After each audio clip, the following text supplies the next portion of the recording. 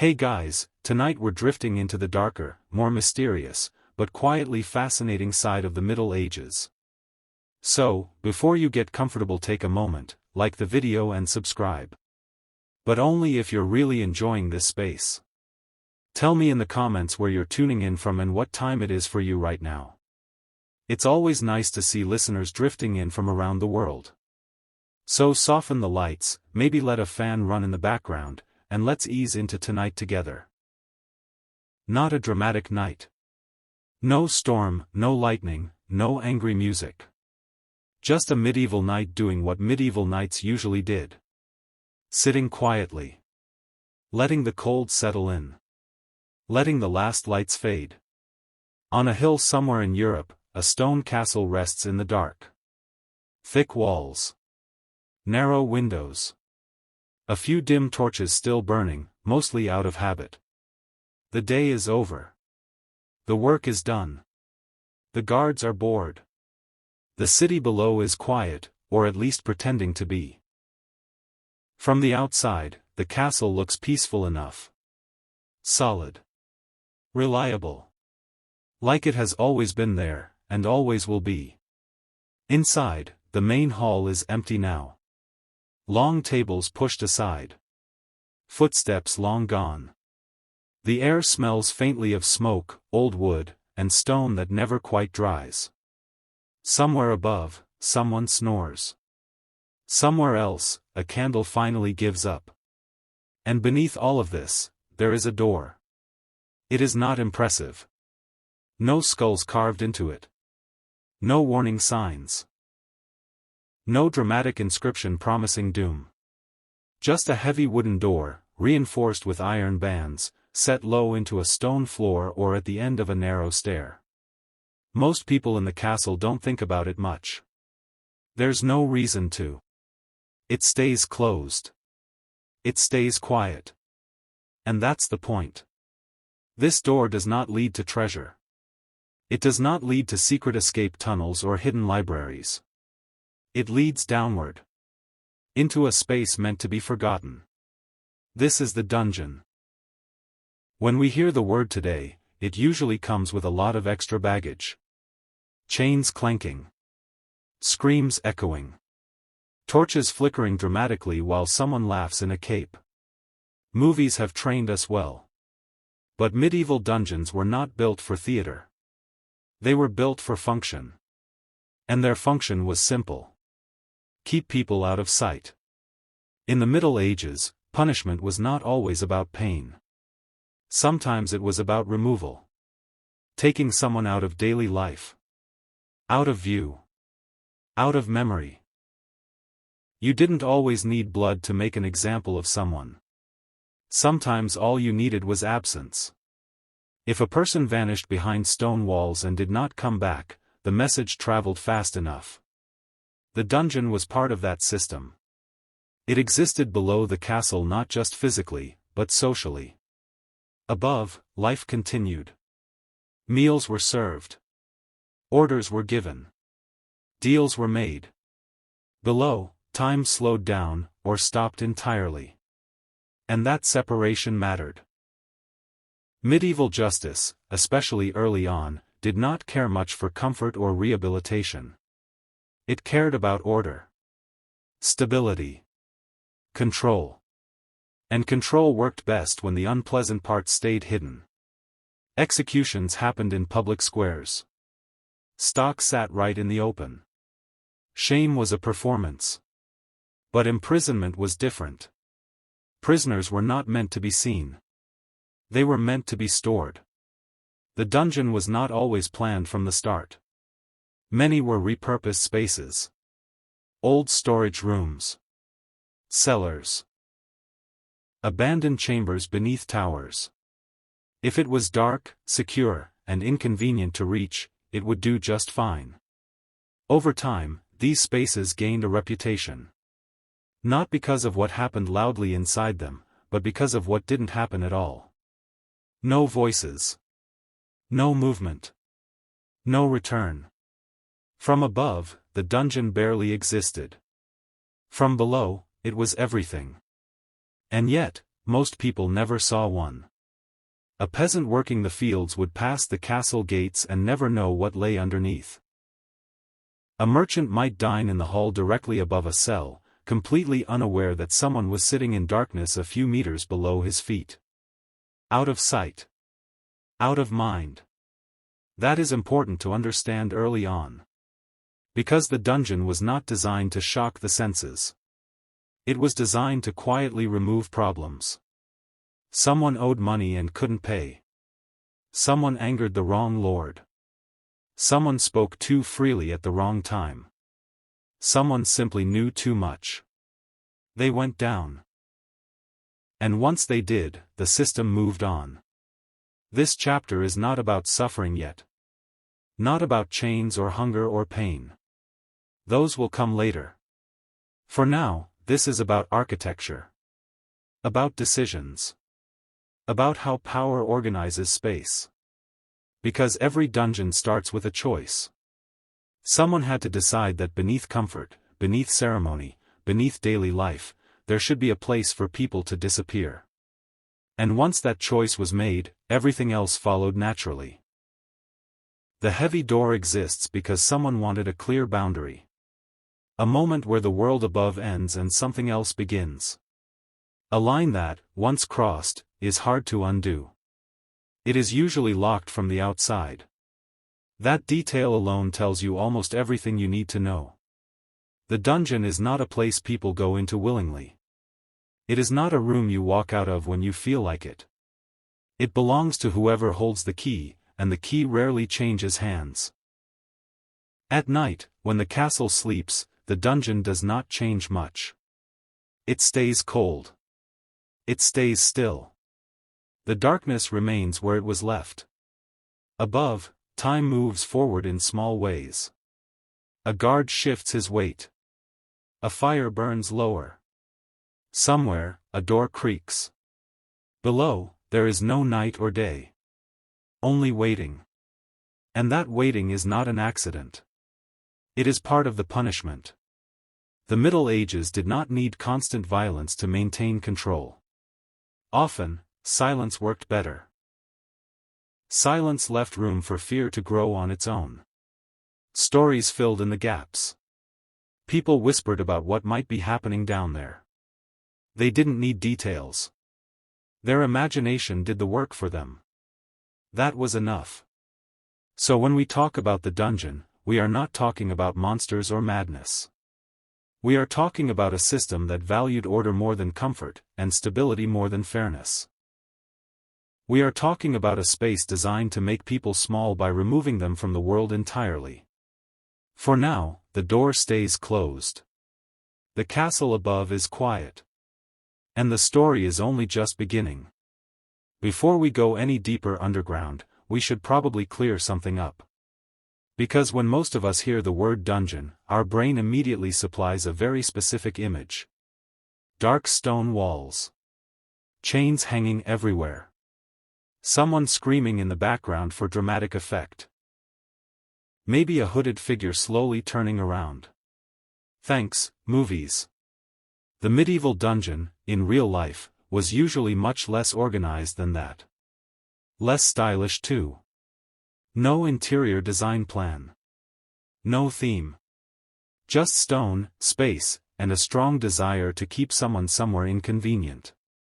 To understand that, we need to start with the word itself. The word dungeon comes from the Old French word dungeon. And here's the funny part. It didn't originally mean anything underground at all. A dungeon was a tower. Specifically, the main tower of a castle. The strongest part. The last place you would retreat to if everything else went wrong. Thick walls. Few entrances. Maximum security. Over time, language did what language always does. It drifted. The meaning slid around. The word that once meant the strongest tower slowly became associated with the places connected to that tower. And many of those places were below it. Cellars. Storage rooms. Basements. Cold stone spaces meant to hold supplies, wine, grain, tools, or whatever else needed to stay cool and out of the way. At some point, someone looked at one of those spaces and thought, you know what else could go here? A person. Not forever, necessarily. Just long enough. And that's how a lot of early dungeons started. Not as torture chambers. Not as carefully planned prisons. Just as available space that happened to be dark, enclosed, and hard to escape from. Most medieval castles were not built with a full prison complex in mind. Castles were expensive. Stone was expensive. Labor was expensive. Nobody was saying, let's add 3 extra rooms just in case we need to lock someone up for years. Instead, they used what they already had. A cellar used for food storage could become a holding cell. An unused chamber beneath a tower could become a temporary prison. A space that once held barrels could now hold a person who annoyed the wrong authority. This is important, because it changes how we think about dungeons. They were not always designed for suffering. They were designed for convenience. The suffering came later. In the early Middle Ages, long-term imprisonment was actually pretty rare. Locking someone up for years costs money. You have to feed them. Guard them. Keep them alive. That wasn't always practical. Punishment was often quick and public. Fines. Exile. Physical punishment. Execution. The dungeon, at first, was more like a waiting room. You were held there until your fate was decided. Or until someone important remembered you were down there. Or until the paperwork caught up. Medieval bureaucracy was not fast. Sometimes people stayed longer than planned. Sometimes much longer. But even then, the dungeon was still not a specialized place of torture. It was just a place. A bad place, yes. But not the nightmare maze modern stories love to show. Popular media tends to exaggerate medieval dungeons because exaggeration is easier than explanation. A spiked wall looks scarier than a damp storage room. A screaming prisoner is more exciting than someone sitting quietly in the dark for weeks. But the truth is, boredom and uncertainty were far more common than constant agony. Most dungeons were small. Low ceilings. Uneven floors. Bare stone. Little to no light. Maybe a small opening, maybe not. They were uncomfortable, but not theatrical. No carefully arranged chains lining the walls like decorations. No endless row of torture devices waiting for their close-up. Those images come from much later periods, mixed together and amplified. That doesn't mean medieval imprisonment was gentle. Far from it. It just means it was often neglectful rather than actively violent. As time went on, though, things changed. By the late Middle Ages, the idea of imprisonment itself began to shift. Holding someone became a punishment, not just a pause. Authorities realized that confinement could break people slowly, without bloodshed. And so spaces began to change too. Rooms were modified. Doors reinforced. Iron rings added to walls. Spaces became more deliberately secure. Less accidental. More intentional. This is when the dungeon starts to feel more like what we imagine today. Not a storage room with a lock, but a place meant to keep people down, isolated, and dependent. Still, even then, most dungeons were not grand torture halls. They were practical. Cold. Cheap. Quiet. The real punishment wasn't always what happened inside them. It was the lack of information. The not knowing. How long will I be here? Has anyone forgotten me? Is this temporary, or permanent? Those questions did more work than any chain ever could. So when we hear the word dungeon, it helps to strip away the fantasy and look at the reality. A dungeon was not born as a place of horror. It became one slowly, as systems changed and power learned new ways to control without spectacle. It started as a tower. Then a basement. Then a holding space. Then, eventually, a punishment in itself. And like many things in medieval life, it evolved not because someone planned something evil, but because it worked. It was out of sight. It was hard to escape. And most people didn't ask questions. That was enough. In the next chapter, we'll look at why medieval justice leaned so heavily on spaces like this. Why darkness, isolation, and waiting made so much sense to people in power. For now, just remember this. The dungeon was not a monster from the beginning. It was just a room. And that somehow made it worse. To understand medieval justice, you have to forget one very modern idea. The idea that punishment is meant to fix someone. In the Middle Ages, justice was not about healing, growth, or second chances. It was not about asking why someone did something, or how to help them do better next time. It was about stopping problems fast. And more importantly, stopping other people from getting ideas. Justice was a warning system. If one person suffered, many others were expected to behave. That's what deterrence means. And medieval justice leaned on it heavily. Public punishments handled part of the job. Executions, stocks, whippings. Those were loud. Visible. Very hard to ignore. They reminded everyone watching that rules existed, and breaking them had consequences. But not every situation called for noise. Some problems were better handled quietly. Political rivals. Religious dissenters. Prisoners of war. People whose punishment was less about guilt and more about control. For those cases, darkness worked better than spectacle. The dungeon fit perfectly. Locking someone away did more than remove them physically. It removed them socially. Their voice disappeared. Their presence vanished. Their influence faded. And for a society built on hierarchy and obedience, that was incredibly useful. Medieval rulers cared deeply about public order. Not happiness. Not fairness. Order. A calm population was a controllable population. If people felt safe enough to work, pay taxes, and not ask difficult questions, the system was doing its job. Individual suffering was unfortunate, sure. But it was not the priority. If one person had to disappear so the rest stayed in line, that was seen as acceptable. Even necessary. Fear played a big role in all of this. Fear travels faster than facts. It doesn't need details. It doesn't need proof.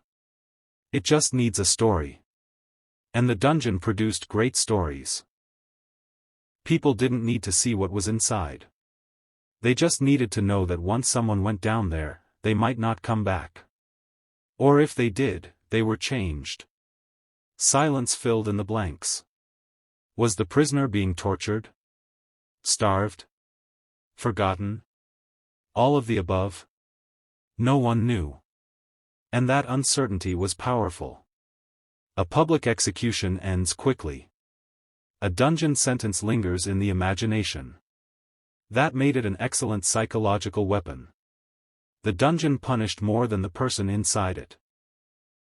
It punished everyone who thought about ending up there. This is where medieval justice becomes less about physical pain and more about mental pressure. The dungeon was not loud. It did not demand attention. It just existed in the background, quietly reminding everyone who held the keys. Darkness mattered here. Darkness removes context. You lose track of time. You lose routine. You lose the small markers that make life feel normal. Without light, days blend together. Without sound, thoughts get louder. Isolation does the rest. Humans are social creatures. Even the grumpiest medieval villagers still depended on other people. Take that away, and things start to unravel. In the dungeon, isolation was not always total, but it was enough. Enough to make someone feel cut off. Enough to make them feel forgotten.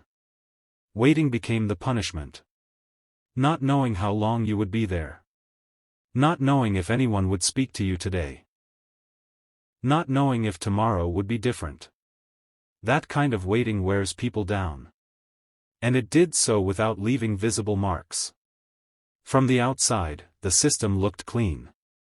Order was maintained. No public disturbance. No messy scenes.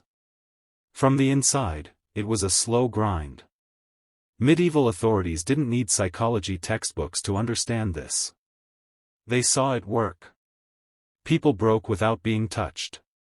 Confessions came more easily. Resistance faded. Darkness and silence did the heavy lifting. That's why dungeons didn't need to be elaborate. They just needed to be cut off from the world. The less stimulation, the better. No noise. No light. No news. Just time. And time, when used this way, is a very sharp tool. It's also worth remembering that medieval justice systems were inconsistent. Laws varied from place to place. Enforcement depended on who was in charge, who you knew, and who you offended. This unpredictability added another layer of fear. If the rules are unclear, people are more cautious. If punishment feels random, people behave. The dungeon fit neatly into this uncertainty. There was no standard sentence length. No clear process. No reliable timeline. You could be there for days. Or years. Or until someone decided otherwise. That lack of structure made the punishment feel endless, even when it wasn't. And again, that worked. Silence also protected those in power. A public execution invites questions. People talk. Rumors spread. Sympathy can form. A prisoner in a dungeon has no audience. No speeches. No last words. No chance to sway opinion. Just absence. For rulers, that was ideal. Problems were solved quietly. Without drama. Without debate. The system stayed intact. From a modern perspective, this all feels deeply unfair. And it was. But medieval justice wasn't trying to be fair. It was trying to be effective. And effectiveness, in that world, meant stability. The dungeon was one of many tools used to maintain that stability. Not the most violent. Not the most visible. But one of the most unsettling. Because it relied on the mind. Darkness took away certainty. Isolation took away comfort. Waiting took away hope. And all of it happened without a crowd. That's why medieval justice needed darkness. Not because rulers enjoyed cruelty for its own sake, but because darkness kept things quiet, controlled, and manageable. It allowed punishment to happen without disruption. It allowed fear to spread without explanation. It allowed power to remain where it already was. In the next chapter, we'll look at the people who actually ended up behind these doors. Not kings or legends, but ordinary individuals caught in a system that valued order over mercy. For now, just remember this. The dungeon was not only a place. It was an idea. And ideas, especially frightening ones, last a very long time. When people imagine medieval dungeons, they often picture villains. Dangerous criminals. Traitors with dramatic backstories. People who clearly did something very wrong and absolutely deserved whatever came next. That image is comforting. Because it suggests that dungeons were full of other people. Not people like us. The reality was much messier. Most of the people who ended up in medieval dungeons were not monsters. They were ordinary individuals who crossed the wrong line, often without realizing it existed. Some were guilty. Some were unlucky. Some were just in the way. And many of them had very boring stories, right up until the moment they didn't. Thieves were common occupants. Not the master criminals of legend. More like people who stole bread, tools, clothing, or livestock. Petty theft was taken seriously, especially when survival was already fragile. Stealing food in a bad year could mean the difference between life and death. For the person stealing, and for the authority trying to keep order. So thieves were locked up. Sometimes briefly. Sometimes longer than expected. Debtors also found themselves behind stone walls. Money problems in the Middle Ages were not gentle. If you owed someone powerful enough, and you couldn't pay, the dungeon was an option. Not always the first one, but definitely on the list. Debt was seen as a moral failure as much as a financial one. If you couldn't manage your obligations, you were treated as unreliable. Dangerous, even. And unreliable people were not trusted to walk around freely. Deserters were another group. Soldiers who ran from battle, abandoned their posts, or failed to show up when called. Desertion threatened the entire system of defense. So punishment was harsh. And often quiet. A deserter in a dungeon was a message to everyone else wearing armor. Then there were political prisoners. These were not criminals in the usual sense. They were rivals. Threats. People with influence that made others nervous. Sometimes they were nobles. Sometimes advisors. Sometimes family members. Political prisoners were often treated carefully, at least at first. Killing them could cause problems. Releasing them could cause more. So they waited. The dungeon became a place to pause a political problem. To remove it from the board without resolving it. Religious dissenters also found their way underground.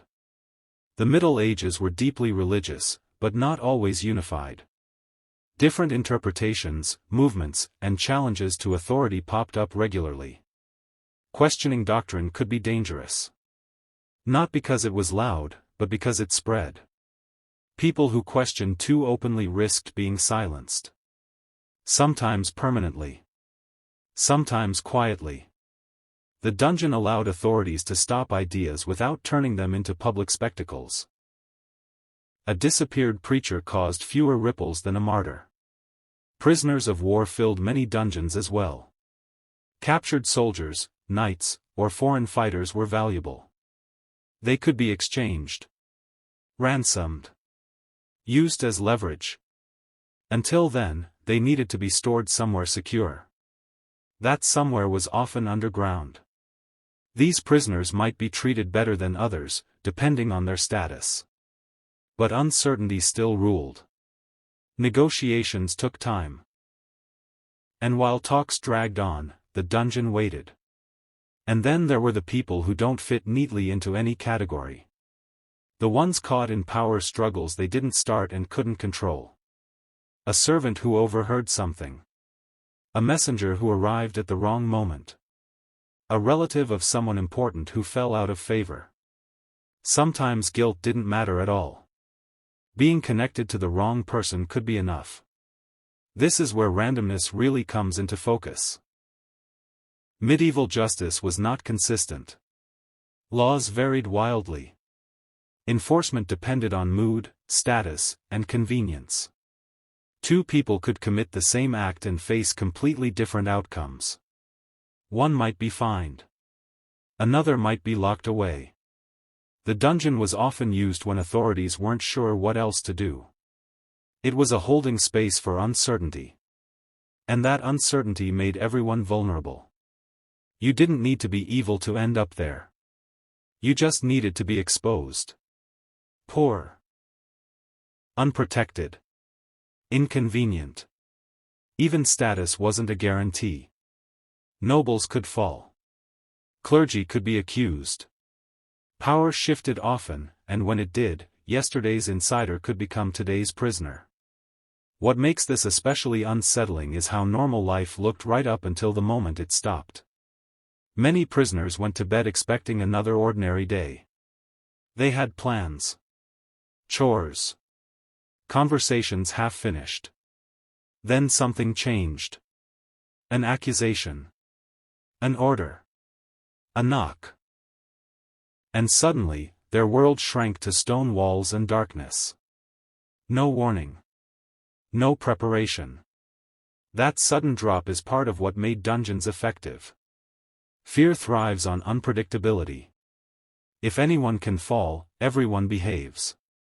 And medieval society understood that well, even if it never said it out loud. From the outside, the system looked firm and orderly. From the inside, it felt fragile and arbitrary. That contrast kept people cautious. It's also worth noting that many dungeon prisoners were never formally sentenced. They were held while decisions were made. Or while tempers cooled.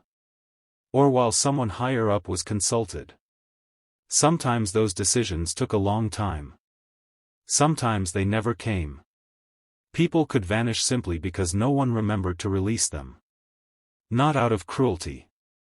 Out of neglect. And neglect is a very quiet thing. The dungeon did not care who you were. Once inside, titles faded quickly. Wealth meant little if no one advocated for you. Strength didn't help much against locks and stone. What mattered most was whether someone outside still cared. And even that wasn't always enough. By understanding who ended up in dungeons, we stop seeing them as places for villains and start seeing them as places for the vulnerable. People without power. People without protection. People who made one wrong move in a rigid system. That human side matters. Because the dungeon was not just a structure. It was part of daily medieval life, woven quietly into how authority functioned. Anyone could fall through that door. And that knowledge lingered in the background of every choice people made. In the next chapter, we'll follow what happened after that door closed. The journey down. The sounds fading. The moment when the world above finally disappears. For now, remember this. The dungeon was not filled with legends. It was filled with people. And that made it far more frightening than any story ever told. The journey usually begins quietly. No speeches. No announcements. No dramatic build-up. Just a gesture. A nod. A hand pointing toward a doorway or a stair that most people never use. You are told to follow. The stairway down is narrow. Always narrower than you expect. Stone steps worn smooth by time and feet that passed long before yours. Some steps dip slightly in the middle, as if even the stone got tired of holding weight. The walls feel close. Not touching you, but close enough to remind you they could if they wanted to. A guard walks ahead. Or behind.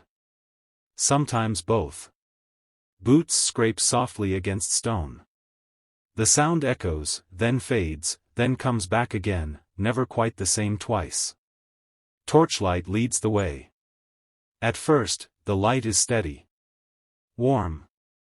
Familiar. It bounces off the walls and makes the stone look almost friendly, if stone can ever be friendly. But as you move down, the light changes. It stretches. Flickers. Shrinks. The shadows grow longer. Corners disappear into darkness. The torch no longer fills the space. It only marks a small circle of safety that moves with you. Everything outside that circle becomes uncertain. The air changes too. At the top of the stairs, it smells like the castle. Smoke. Old wood. People. Life. A few steps down, the smell fades. Then comes dampness. Cold stone. Earth that hasn't seen the sun in a very long time. The air feels heavier, like it's been sitting still, waiting. Your breath sounds louder now. Not because you're breathing harder. Because there's less noise to hide it. The temperature drops gradually. Not enough to shock you. Just enough to notice. Each step down takes a bit of warmth with it. The stairs spiral, or bend, or disappear behind thick walls. You lose sight of where you came from almost immediately.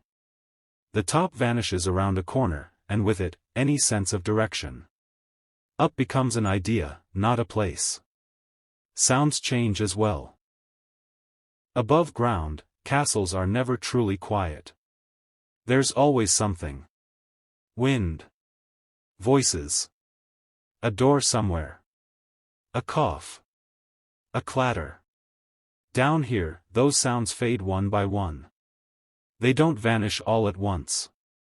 They thin out. First, the distant noise becomes muffled. Then it becomes a low hum.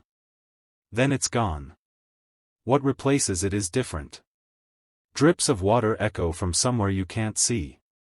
A faint scrape, maybe a rat, maybe just stone settling. The sound of your own footsteps feels strange, like they don't belong to you anymore. Time starts to stretch. Not dramatically. Just enough to feel off. The stairs seem longer than they should be. You start counting steps, then lose track. You tell yourself it doesn't matter, but your mind keeps doing it anyway. This is anticipation doing its work. Nothing bad has happened yet. No pain. No shouting. No violence. And yet, your body knows something important is changing. At some point, the guard stops. The torch lifts slightly, revealing a low ceiling ahead. A passage that feels more like a crack in the castle than a hallway. You duck without being told. Most people do. The ceiling forces humility. You cannot stand tall here. The space does not allow it. This is not an accident. The walls press closer now. Your shoulders almost brush them. The stone is cold if you touch it. Not painfully cold. Just enough to feel unwelcoming. The torchlight struggles. It doesn't fail, but it feels tired. The flame flickers, casting moving shadows that make the space feel alive in the wrong way. You are aware of the guard's keys. They jingle softly. Not threateningly. Almost casually. That casual sound might be the worst part. It suggests routine. This path has been walked before. Many times. Enough times that no one feels the need to rush or explain. Eventually, you reach a door. It is heavy. Thicker than doors above. Reinforced. Practical. It doesn't look ancient or mystical. It looks used. Scratches near the lock. Marks where hands have pushed. Places where the wood has been repaired instead of replaced. The guard pauses. Not for ceremony. Just long enough to adjust grip, or find the right key. The torchlight flickers again, briefly lighting the door in full. This is the moment when anticipation peaks. Because once this door closes, something ends. Not your life. Not necessarily. But your access to everything else. The world above. The sky. The rhythm of day and night. They all stop mattering at the same time. The door opens with effort. The sound is deep. Wooden. Final. Inside, the space waits. It might be a small cell. Or a larger room divided by chains or bars. It might smell empty, or already lived in. You don't step in yet. There is always a brief pause. A moment where you stand on the threshold, still technically part of the world you know. This is the last chance your mind has to imagine escape. Then comes the nudge. Not rough. Not violent. Just firm. Enough to say, this part is no longer yours to choose. You step inside. The torch does not follow you all the way in. It stays near the door. Light reaches only part of the space. The rest remains hidden. You don't see everything. And that's intentional. The door begins to close. Slowly. Not because anyone is trying to scare you. Because it's heavy. The sound fills the space. Wood against stone. Iron against iron. The torchlight narrows to a thin line, then a smaller one, then a crack. Your eyes adjust too late. And then the door shuts. The sound echoes once, then settles. Silence returns, thicker than before. This is the real beginning of the dungeon experience. Not pain. Not fear, exactly. But the understanding that you are now somewhere else. Somewhere designed to wait. The journey down is over. And now, time behaves differently. In the next chapter, we'll stay here. In this space. And talk about what daily life looked like once the door stayed closed. For now, just sit with this moment. The torchlight is gone. The stairs are out of reach. And the castle above continues on, quietly, without you. Once the door closes, life becomes very small. Not immediately. Not all at once. But steadily, like a room shrinking when you're not looking. The first thing you notice is the lack of light. Not dramatic darkness. Just, nothing. No windows. No candles. No helpful glow from anywhere. The torch that guided you down stayed with the guard. It did not come with you. Your eyes try to adjust. They always do. You blink. You wait. You hope shapes will appear. They don't. Darkness in a dungeon is not the kind you get at night when you turn off the lights. That darkness still has hints. Moonlight. Street lamps. The idea that morning is coming. This darkness has no promises. It doesn't tell you when it will end, because it doesn't know either. Without light, time becomes slippery. You stop knowing when to sleep. Or when to wake.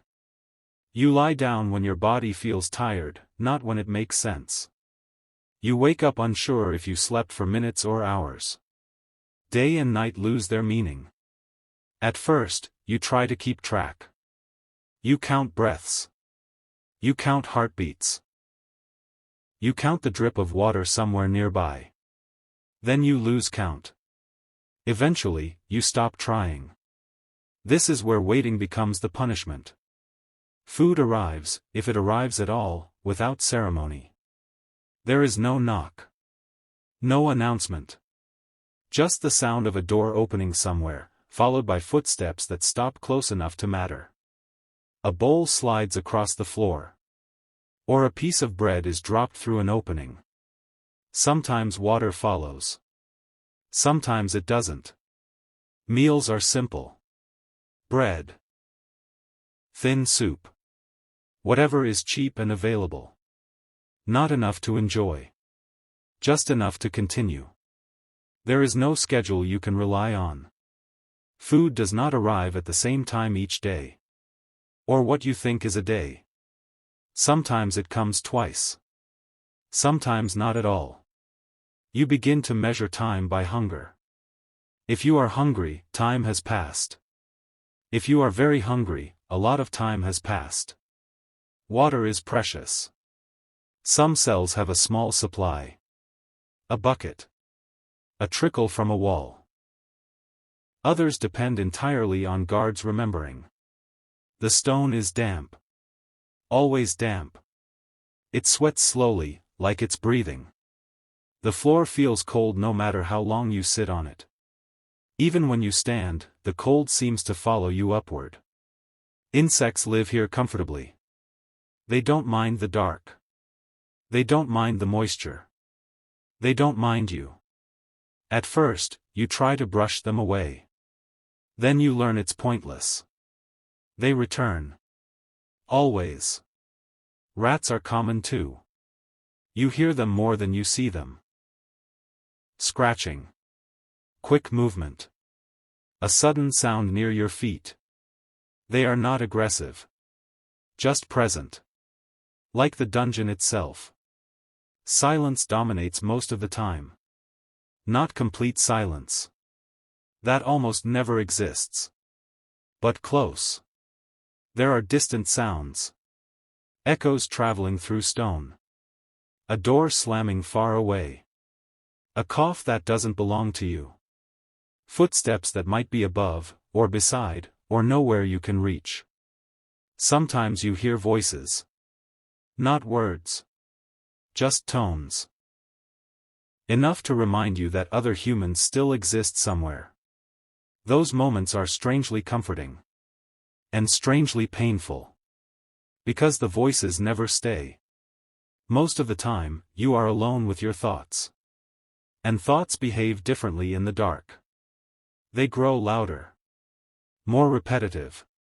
Small worries become important. Old memories replay themselves without asking permission. You remember conversations. Regrets. Embarrassing moments. Things you wish you'd said differently. Your mind fills the space because nothing else does. There is no distraction. No work. No tasks. No sense of progress. Waiting stretches out and becomes heavy. You wait for food. You wait for footsteps. You wait for something to change. Sometimes nothing does. This is where the dungeon does its real work. Not through pain. Through monotony.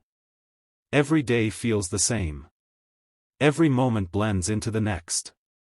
Without markers, time loses shape. And when time loses shape, hope has a harder time holding on. Some prisoners tried to create routines. They paced the floor. Counted steps. Spoke aloud just to hear a voice. Tapped patterns on the wall. Anything to feel movement. Others slept as much as possible. Sleep became an escape. A way to make time pass without noticing. Even that wasn't reliable. The stone is hard. The cold wakes you. Hunger interrupts everything. And always, there is waiting. Waiting without information is exhausting. You don't know why you are still here. You don't know if anyone remembers you. You don't know if this is temporary or permanent. That uncertainty weighs more than chains ever could. Medieval authorities didn't always plan this psychological effect. But they saw it happen often enough to understand its value. People who waited long enough changed. They spoke differently. Thought differently. Sometimes they stopped speaking at all. The dungeon did not need to threaten. It simply needed to continue. From the outside, nothing dramatic was happening. No screams. No blood. No visible cruelty. From the inside, life slowly narrowed down to basics. Cold. Hunger. Darkness. Time. And time, especially, was relentless. Days did not end. They just stretched. This kind of punishment left no obvious scars. If someone was released, they might look mostly the same. But something inside had shifted. They had learned what it meant to be forgotten. That lesson stayed with them. Life in the dark was not about suffering in sharp moments. It was about endurance. About surviving boredom, fear, and uncertainty all at once. The dungeon did not rush. It waited. And it expected you to do the same. In the next chapter, we'll talk about restraints. Chains. Rings in the walls. And why stillness, more than pain, was often the goal. For now, imagine the cell as it is. No light. No clock. No answers. Just a quiet space where time moves slowly, and waiting becomes the only thing you do. When people think about medieval punishment, chains usually show up right away. Heavy iron. Loud clanking. Something dramatic enough to make a point. In reality, restraints were much quieter than that. They weren't meant to impress anyone. They weren't meant to scare a crowd. Most of the time, there was no crowd. Chains in the dungeon had one main job. Keep the body where it is. That's it. Shackles were common. Simple iron cuffs around the ankles or wrists. Sometimes both. Sometimes connected to a short chain. Sometimes fixed directly to a ring set into the wall. Those rings are still visible in many old dungeon ruins today. Iron circles embedded in stone, worn smooth from use. They look small. Almost unimpressive. But they didn't need to be large to do their work. The purpose of restraints was control, not spectacle. A chained prisoner didn't need constant watching. They couldn't move far. They couldn't cause trouble. They couldn't escape easily. And most importantly, they couldn't forget where they were. Restraints forced stillness. Not total immobility, usually. But enough to limit options. You could sit. Sometimes stand. Occasionally lie down, if the chain allowed it. But pacing was rare. Stretching was limited. Comfort was not part of the design. At first, this might not seem unbearable. You tell yourself you can handle it. You shift your weight. You find a position that feels almost okay. Almost. But stillness does something strange to the body. Muscles are meant to move. Joints expect motion. Blood likes circulation. When movement is restricted for long periods, everything starts to complain. Slowly. Pain in the dungeon rarely arrived suddenly. It didn't crash in like a blow. It crept. A dull ache in the legs from standing too long. Stiffness in the back from sitting on stone. Wrists sore where iron pressed again and again, never quite breaking the skin, just reminding you it was there. The body tries to adapt. You lean a little differently. You shift when you can. You find ways to rest without moving much. At first, this feels like progress. Then it stops working. Muscles weaken from lack of use. Joints stiffen. Balance feels off when you do manage to stand. The body saves energy by letting things fade. And once something fades, bringing it back is hard. This wasn't always intentional cruelty. It was a side effect of restraint. But medieval authorities noticed the results. A still prisoner is a compliant prisoner. A tired body argues less. A weakened body resists less. And all of this happens without visible violence. Chains also had a psychological role. They were a constant presence. You couldn't forget them. You felt their weight even when they weren't pulling. The sound mattered too. Every movement produced noise. A small clink. A scrape of iron against stone. It reminded you that you were restricted. That someone else controlled how far you could go. Even alone, you were never entirely free. Some prisoners were chained to walls. Others to floors. Sometimes the chain was short enough that standing fully upright was uncomfortable. Not painful enough to scream. Just uncomfortable enough to discourage it. Comfort was never the goal. Long periods of immobility blurred time even further. Without movement, moments stretched. Without physical effort, the body had no reason to mark passing hours. Everything slowed down. Thoughts looped. Sensations repeated themselves. You became very aware of small things. An itch you couldn't quite reach. A numb foot that tingled painfully when you shifted. The sound of your own breathing, steady and unavoidable. These tiny discomforts grew large in the absence of anything else. Some prisoners talked to themselves. Some sang quietly. Some counted breaths or heartbeats. Anything to feel active. Others learned not to move unless necessary. Movement caused pain. So stillness felt safer. Until it didn't. Because stillness, over time, creates its own kind of pain. Pressure builds. Circulation slows. The body stiffens like stone. Eventually, even small movements hurt. This is how the body begins to fail without being attacked. No blows. No cuts. Just time and restraint working together. Medieval punishment often relied on this quiet breakdown. It was efficient. A chained prisoner required less effort to manage. Guards didn't need to intervene often. There were fewer scenes. Fewer risks. From the outside, everything looked calm. From the inside, the body slowly negotiated with itself, giving up things one by one. Strength. Flexibility. Endurance. What remained was still alive, but reduced. And that reduction mattered. A weakened body matched the dungeon's purpose. It kept people small. Limited. Dependent. Even after release, the effects lingered. Limbs took time to recover.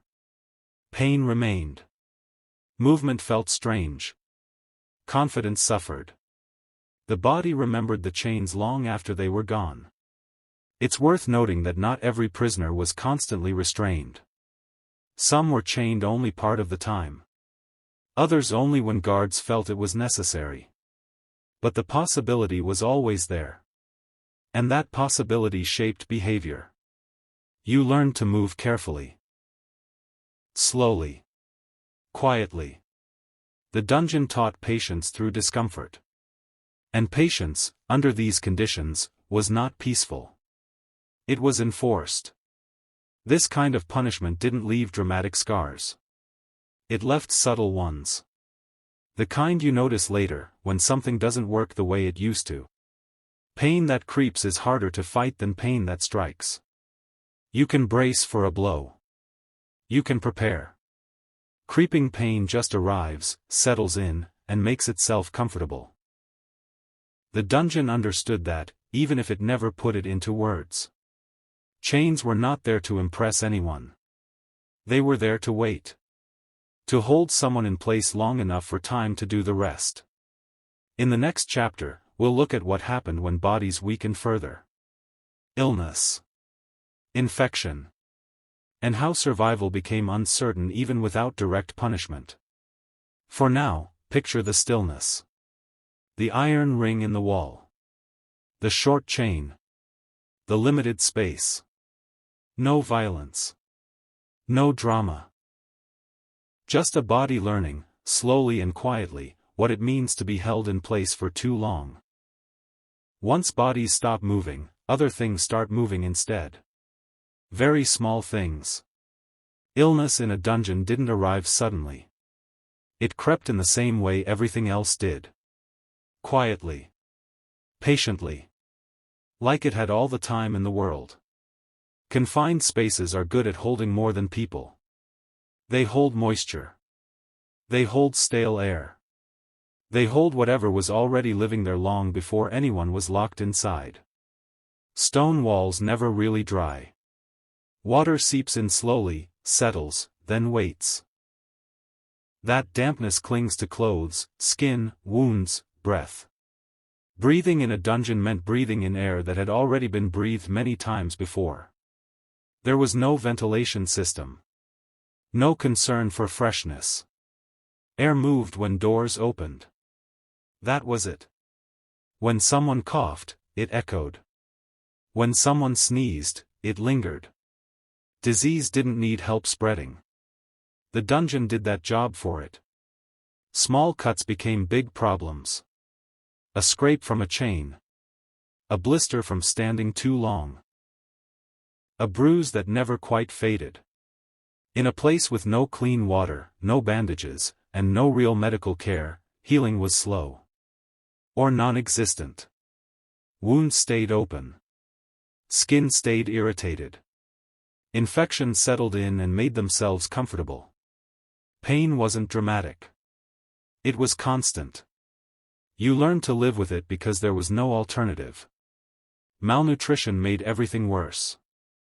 Food, when it came, was barely enough to maintain strength. Bread filled the stomach but didn't rebuild the body. Thin soups warmed you briefly, then vanished. Hunger weakened immune systems long before anyone understood immune systems. People got sick easier. They stayed sick longer. A cold lingered. A fever dragged on. Weakness became normal. Survival became less about getting better and more about not getting worse too fast. In shared spaces, illness spread easily. If one person was sick, others usually followed. There was no isolation protocol. No protective measures. No gloves, no masks, no understanding of germs. People shared air. Shared water. Sometimes shared food. They shared everything except control. Prisoners reacted to this in different ways. Some helped each other. They shared what little food they had. Took turns sitting closer to the wall where it was slightly less damp. Helped each other stand. Cleaned wounds with whatever water they could spare.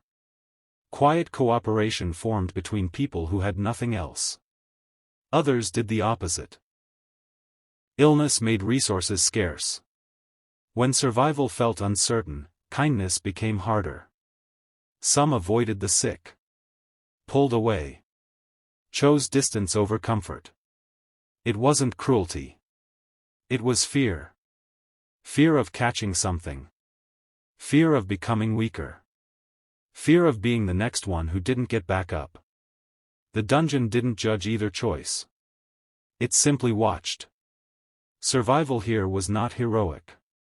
It wasn't dramatic.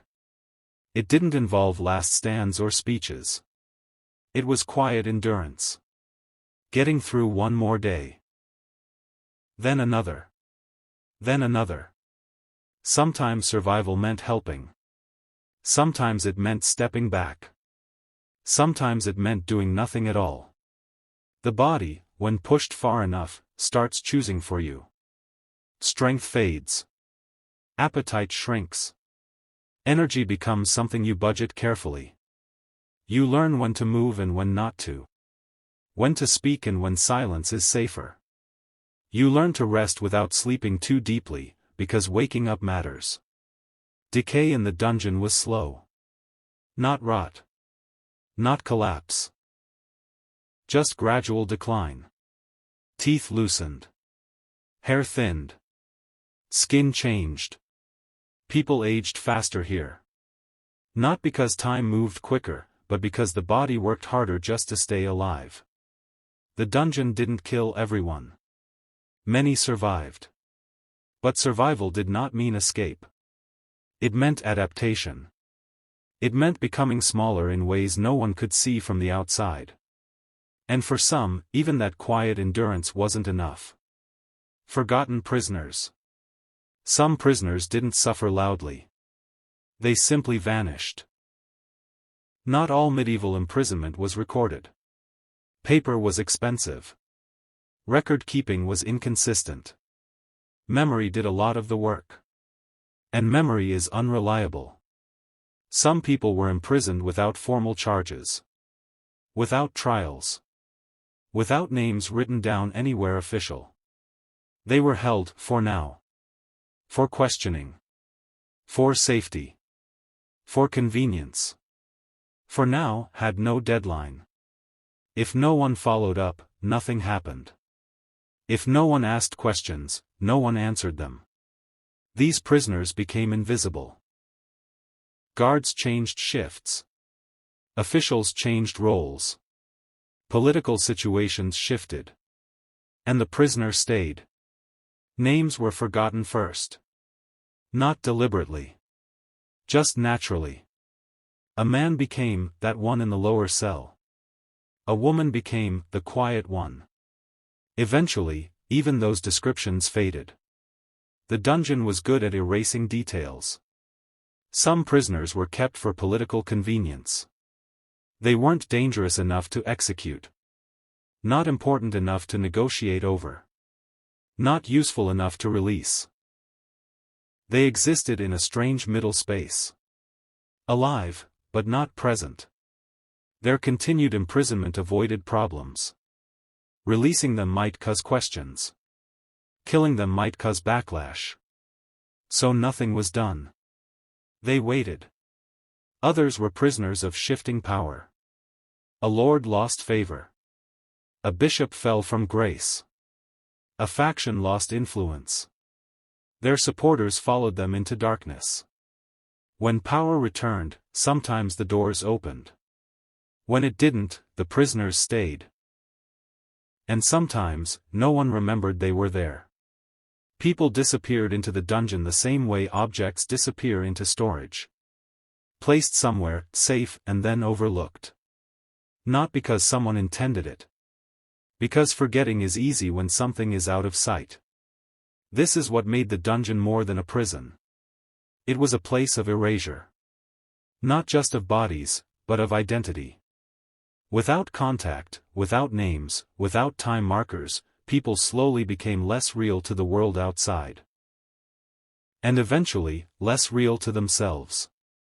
They stopped telling their own stories out loud. Stopped imagining futures. Stopped expecting change. Some died quietly. Illness. Weakness. Age accelerated by neglect. Others survived longer than anyone expected. Long enough that when someone finally remembered them, they were unrecognizable. Not because of scars or wounds. Because of silence. The dungeon erased people not with violence, but with neglect. And neglect leaves very little behind. The dungeon as a tool of power. None of this happened by accident. Medieval rulers didn't need dungeons to be cruel. They needed them to be useful. Kings, lords, bishops, and local authorities all understood the value of imprisonment, even when laws were vague and systems were inconsistent. Imprisonment gave power flexibility. You didn't have to prove guilt. You didn't have to decide on a sentence. You didn't even have to explain yourself. You just had to lock a door. That made the dungeon an attractive option. Trials were messy. They took time. They involved witnesses, arguments, and outcomes that might not please everyone. The dungeon avoided all that. Someone could be removed quietly. Held indefinitely. Released later if convenient. Or not. Sentence length often didn't exist. There was no 5 years or 10 years. There was just time. And time belonged to whoever held the keys. This uncertainty kept people careful. If punishment had clear rules, people could test boundaries. If punishment felt random, people stayed cautious. Fear filled in the gaps. People behaved not because they knew the rules, but because they didn't. The dungeon didn't need to be full to work. It just needed to exist. Its reputation did most of the labor. Whispers traveled faster than facts. Someone went down there. They never came back. They changed when they did. That was enough. Imprisonment became a threat more than an outcome. The possibility mattered more than the reality. This allowed rulers to control populations without constant displays of violence. Public order stayed intact. Streets stayed calm. Authority stayed unquestioned. From above, the system looked stable. From below, it was absolute. Religious authorities used the dungeon as well. Heresy, dissent, and challenges to doctrine could be contained quietly. A vanished voice caused fewer problems than a public martyr. Political rivals were neutralized without bloodshed.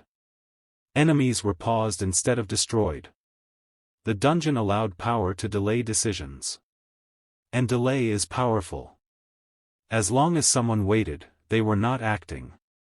As long as they were isolated, they were not influencing others. That made the dungeon a holding space for uncertainty. A place where problems could be stored until they stopped being problems. Or until they stopped existing. This system didn't require constant attention. Once the door closed, the dungeon largely ran itself. Neglect became part of the design. That is what made it effective. Power didn't need to watch closely. It only needed to remember where the keys were. And even that wasn't always necessary. Because fear did the rest. People knew what happened to those who disappeared. They didn't need details. They just needed to know it could happen. And that knowledge shaped behavior more efficiently than force ever could. The dungeon was never meant to be fair. It was meant to be quiet. And quiet systems last a long time. By the time illness, neglect, and power finished their work, the dungeon had done exactly what it was built to do. Not destroy loudly. But reduce slowly. People survived. People disappeared. People were forgotten. And above it all, life continued. In the next chapter, we'll look at how myth eventually wrapped itself around these spaces, turning quiet endurance into exaggerated horror. For now, sit with the silence. The dungeon does not scream. It waits. And waiting, as medieval justice understood very well, can be more powerful than violence ever was. Up to now, the dungeon has probably felt abstract. Stone. Darkness. Waiting. So let's ground it. Let's talk about real places that still exist, places people visit today, take photos of, and casually walk over, often without realizing what's directly beneath their feet. These dungeons were not legends. They were practical spaces used by real people, for very long stretches of time. We'll start with the most famous one. The dungeon beneath the Tower of London. The Tower of London does not try to hide its authority.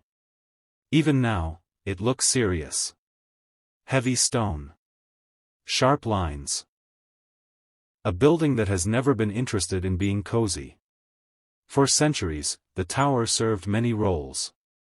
Fortress. Palace. Armory. And yes, prison. What's important to understand is that the tower was not a single dungeon with chains and screaming prisoners stacked like a movie scene. It was a collection of spaces. Some prisoners were held underground. Others were kept in windowless rooms inside towers. What mattered wasn't depth, but isolation. The tower mainly held people who mattered. Political rivals. Nobles. Religious figures. Advisors who had fallen out of favor. These prisoners were not usually tortured. They were contained. Some stayed for months. Others for years. The punishment was time. A person could vanish from public life while politics continued above them. Alliances shifted. Kings changed. Laws changed. The prisoner waited. Records from the tower are often boring. And that's exactly the point. They list names. Dates. Transfers. Releases. Very little drama. Because nothing dramatic was supposed to happen. Silence was doing the work. France, castles that held people quietly. France had no shortage of castles, and many of them included underground spaces used to hold prisoners.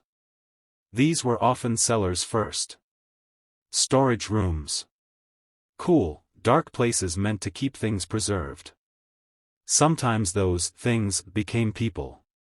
French dungeons were rarely designed as punishment spaces at first. They were holding areas. Places to keep someone while decisions were made. Those decisions could take a very long time. Political prisoners were common. Nobles who backed the wrong side. Advisors who lost favor. People who were inconvenient to deal with openly. They were locked away and left there. Not beaten. Not interrogated daily. Just kept. One famous French example is the Château d'If, used later than the early Middle Ages but following the same logic. Surrounded by water. Isolated. Quiet. Prisoners stayed for years with little contact. The dungeon didn't need to act. Time was acting for it. Germany, stone, cold, and patience. German castles were often built on hills or carved into rock. That meant their lower levels were cold, solid, and difficult to escape from. Perfect for holding people. Dungeons in German territories were usually simple. Small rooms. Low ceilings. Minimal light. Rings in the walls. No decoration. No intention to impress. Prisoners held there included political enemies, military captives, and people accused of crimes that local authorities didn't want to deal with quickly. German legal systems varied widely, which meant outcomes were unpredictable. A prisoner might be released after a few weeks. Or they might remain for years. That uncertainty mattered. It made people careful. And again, the focus was duration. Prisoners waited while seasons changed outside, completely unseen. Some survived long enough to be released into a world that barely remembered them. Others didn't. And very few records explain exactly why. Italy, old buildings, new purposes. Italy's medieval dungeons were often built into much older structures. Roman foundations. Ancient walls. Places already designed to last. Castel Sant'Angelo in Rome is a well-known example.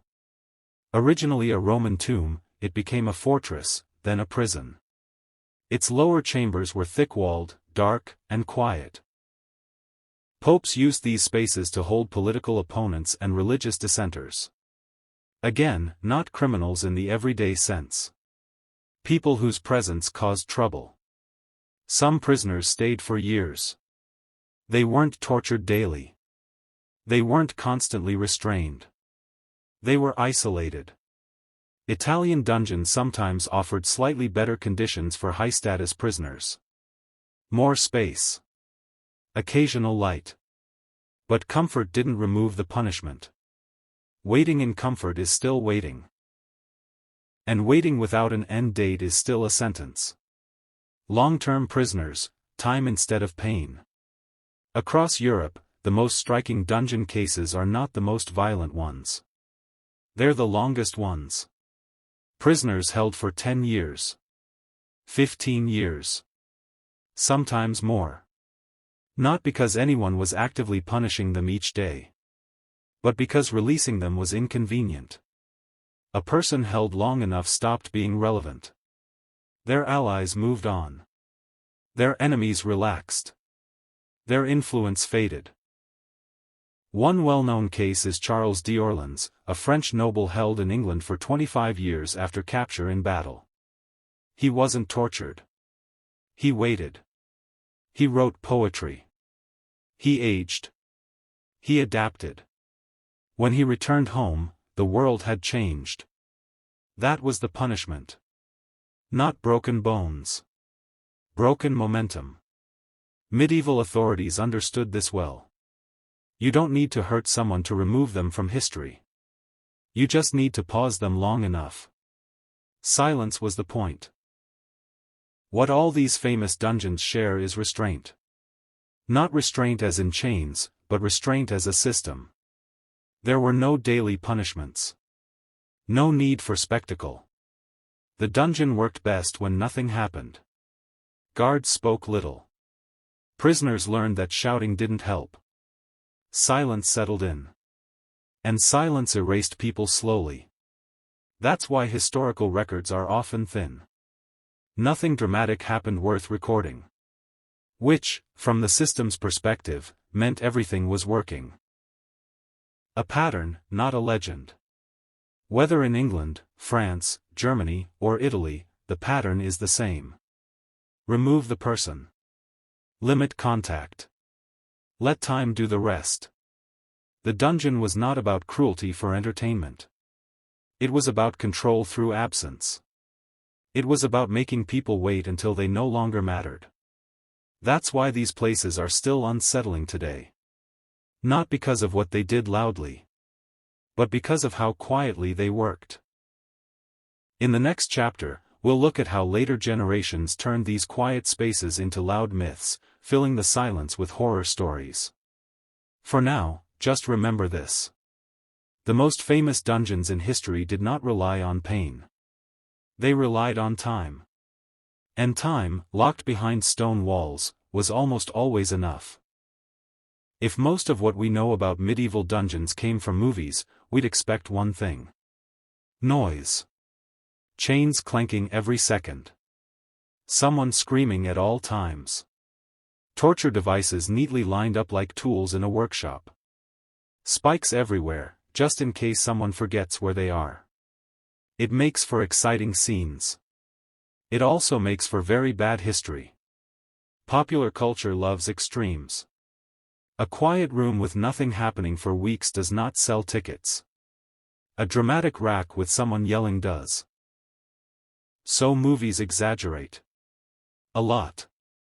Spikes are a great example. Spiked pits, spiked walls, spiked everything.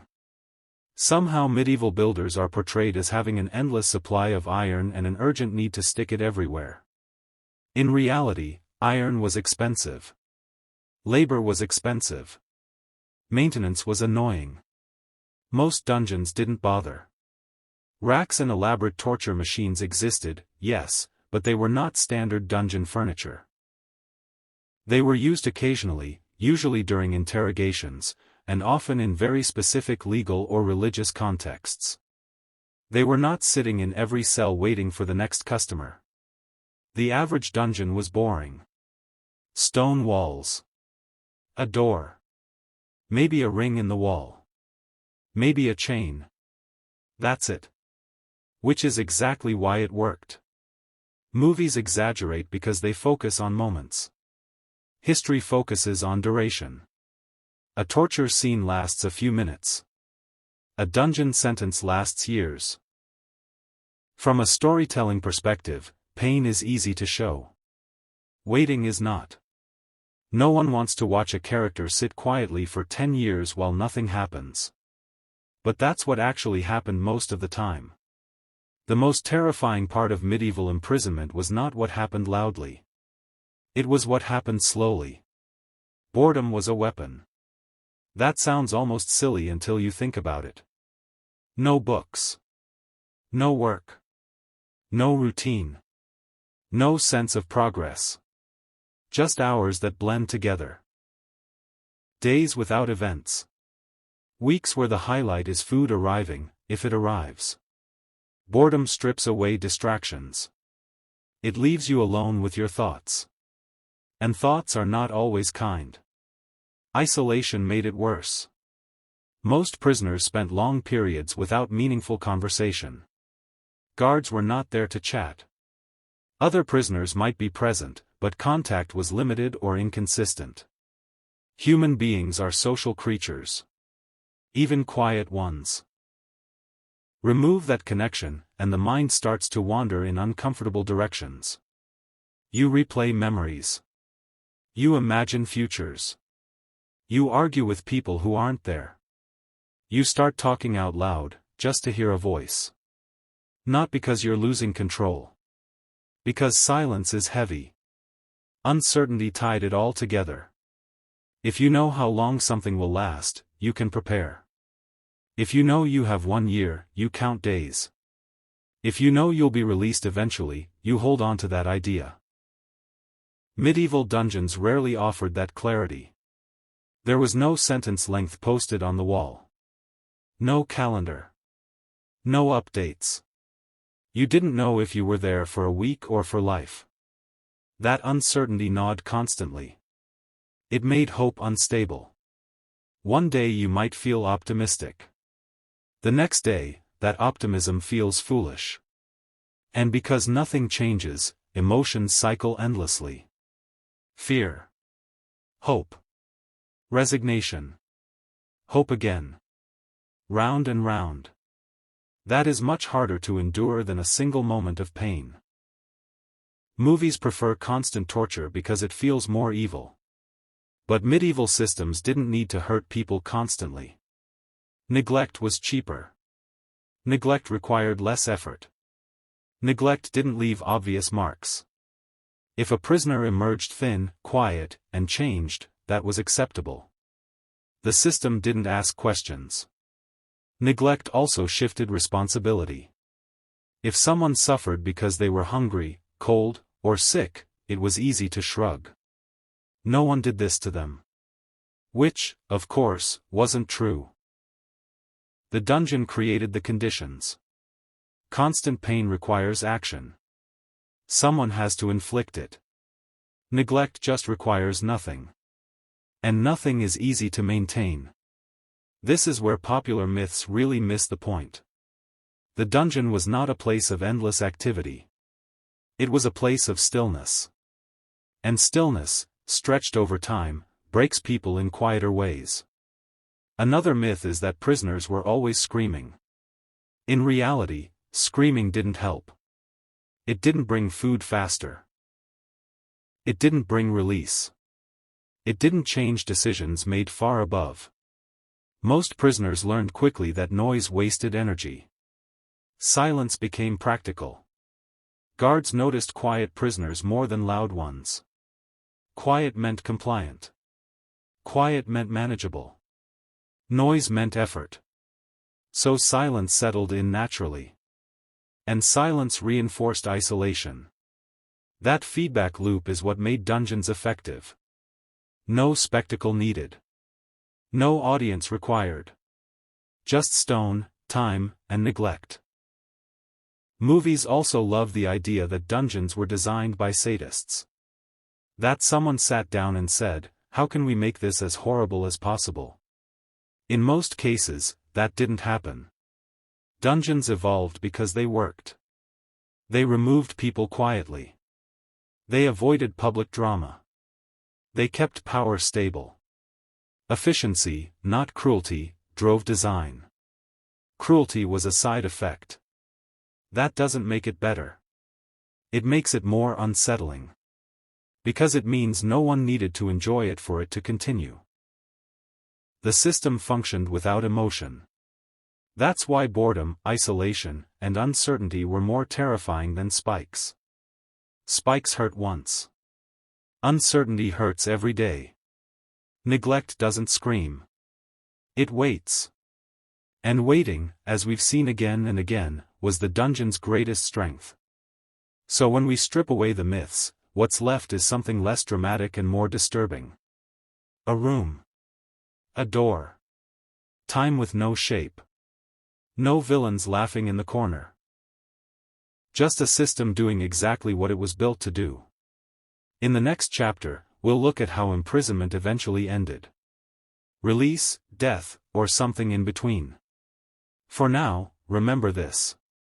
The dungeon didn't need to be loud to be cruel. It only needed to last. And that reality, quiet and uneventful, is far more unsettling than anything fiction ever invented. Every dungeon story ends the same way. It ends quietly. Not with a final speech. Not with a big moment. Just an ending that happens while the world above keeps going. For some prisoners, the ending was death. Not sudden. Not violent. Just, gradual. The body had been worn down over time. Hunger. Illness. Cold. Stillness. Waiting. Eventually, something stopped working. A fever didn't pass. A cough didn't fade. Strength didn't return. There was no announcement. A guard noticed someone wasn't moving much. Or wasn't moving at all. A door opened. A body was dragged out or left where it was for a while longer. Sometimes there was a record. Sometimes not. Death in the dungeon rarely made noise. It didn't need to. It happened in the dark, and the system moved on. Other prisoners survived. And that's where things get complicated. Some were released after years. Not because they were proven innocent. Not because justice suddenly arrived. Because circumstances changed. A king died. A war ended. A political enemy lost interest. The door opened because it was no longer useful to keep it closed. Release was not dramatic either. No cheering crowd. No explanations. Just a guard. A key. A door opening that hadn't opened in a very long time. Light hit eyes that hadn't seen much of it. Sounds felt too loud. Space felt too wide. The body stepped out slowly, unsure if it was allowed. Some prisoners expected tricks. Others expected nothing at all. Freedom, after years underground, didn't feel like freedom right away. It felt unfamiliar. Bodies had changed. Muscles weakened. Joints stiffened. Balance felt strange. Walking took effort. Some limped. Some shook. Some tired quickly. Food tasted different. Too strong. Too rich. The body struggled to adjust. Even sunlight felt aggressive at first. Minds had changed too. Prisoners learned habits that didn't disappear easily. Speaking quietly. Watching every movement. Waiting for permission that never came. They were used to stillness. Suddenly, everything moved. Reintegration was not guaranteed. Some former prisoners returned home to find nothing waiting. Family gone. Property lost. Friends moved on. Years underground erased social ties. A person released from a dungeon did not step back into the same life they left. They stepped into a world that had continued without them. That's a strange feeling. Some tried to pick up where they left off. It rarely worked. People asked questions. Or avoided them entirely. Some didn't recognize the person who came back. And the returned prisoner didn't always recognize themselves either. Others were released with conditions. They were told to leave town. Keep quiet. Stay out of trouble. The dungeon followed them in that way. Even outside, they were still being managed. And then there were those who couldn't reintegrate at all. Not because they were broken in an obvious way. Because the world felt unsafe. Noise was overwhelming. Crowds were uncomfortable. Choices felt heavy. In the dungeon, options were limited. Outside, there were too many. Some former prisoners withdrew. Lived quietly. Avoided attention. Avoided people. Others found work that kept them isolated. The skills needed to survive a dungeon did not translate well to normal life. Endurance does not automatically become happiness. This is where we can talk about trauma, even though medieval people didn't have that word. They didn't have language for it. But they recognized its effects. People who returned from long imprisonment were described as changed. Quieter. Slower. Less trusting. More cautious. They startled easily. They slept poorly. They reacted strongly to small things. They carried the dungeon with them. The trauma was not a single memory. It was a long experience. Years of uncertainty taught the mind that nothing was stable. That lesson was hard to unlearn. Even for those who adapted, something remained. A habit of waiting. Waiting for food. Waiting for permission. Waiting for something bad to happen. That kind of waiting does not disappear overnight. And for some prisoners, release never came. They stayed until illness finished the job. Or until they were forgotten entirely. Those endings left no stories behind. Just gaps. Names that stop appearing in records. Lives that faded out without conclusion. The dungeon didn't need to make examples of them. It simply absorbed them. From the system's point of view, all of this worked. Problems disappeared. Opposition faded. Order continued. Whether someone died or survived did not matter much to the structure itself. Both outcomes removed the person from active life. And that was the goal. What's striking is how little ceremony surrounded these endings. No final judgment. No closing statement. Just a quiet conclusion. That lack of drama made it easier to forget. A dead prisoner left no disturbance. A released prisoner carried the disturbance quietly inside. Either way, the dungeon did its work without spectacle. Slow death and silent release were two sides of the same system. One erased the body. The other erased momentum. Both left traces that were hard to see. That's why medieval imprisonment doesn't leave many dramatic stories. It leaves absences. And absences are harder to remember. In the next chapter, we'll look at how dungeons eventually declined, not because people became kinder, but because systems changed. For now, sit with the endings. Some doors never opened. Some opened too late. And for those who walked back into the light, the dungeon never fully stayed behind. It followed quietly. Just like it always did. The dungeon didn't disappear because people suddenly became nicer. That's important to say up front. There was no moment where medieval authorities looked around and said, "You know what, this feels a bit harsh." The dungeon declined for a much more practical reason. The world got organized. Slowly, unevenly, and not always fairly, but organized all the same. As kingdoms grew more complex, justice systems had to change with them. Rulers needed consistency, predictability, paperwork. And the dungeon, for all its usefulness, was terrible at paperwork. Legal reforms didn't arrive all at once. They crept in over centuries. Local laws became written down. Courts became more formal. Procedures became more standardized. This didn't mean justice became kinder. It meant it became clearer. People wanted to know what would happen if they broke a rule. Authorities wanted systems that didn't rely entirely on memory and personal judgment. Written laws helped with that. And once laws were written, punishment needed structure. This is where the dungeon began to feel outdated. Dungeons worked well when punishment was vague. When sentences had no length. When, until further notice, was acceptable. But as legal systems matured, that kind of uncertainty became inconvenient. How long is someone supposed to be held? Who is responsible for feeding them? When are they released? These questions mattered more now. Written sentences started to appear.